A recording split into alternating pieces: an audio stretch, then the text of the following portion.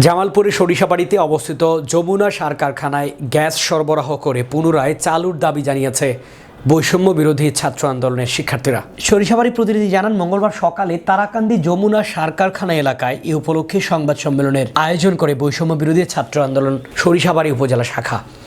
সংবাদ সম্মেলনে বক্তারা বলেন, বিগত আওয়ামী লীগ সরকার দেশের সকল শিল্প কারখানা সুকৌশলে বন্ধ করে দেয়। যমুনা সার কারখানা থেকে হাজার হাজার কোটি টাকা লুটপাট করেছে তারা। এসব অপকর্ম ঠেকাতে ফেসিবাদ সরকার চলতি বছরের গত 15 জানুয়ারি সংকটের অজুহাতে তারাকান্দি যমুনা সার কারখানায় গ্যাস সরবরাহ বন্ধ করে দেয়।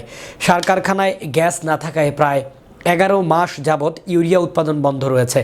দেশের দ্বিতীয় বৃহৎ এই শিল্প কারখানা বাঁচাতে ও কমান্ডিং এরিয়ায় সার সংকটের সংখ্যা থেকে রক্ষা পেতে দ্রুত গ্যাস সরবরাহ করে সার কারখানা চালুর দাবি জানান বক্তারা। এতে বক্তব্য রাখেন বৈষম্য বিরোধী ছাত্র আন্দোলন জামালপুর জেলা শাখার আহ্বায়ক মীর ইসহাক হাসান এখলাস, মুখপাত্র বিবেক, যুগ্ম আহ্বায়ক আকুল মিয়া, সদস্য আসাদুজ্জামান আসাদ, সদস্য সাবের হোসেন বিপুল।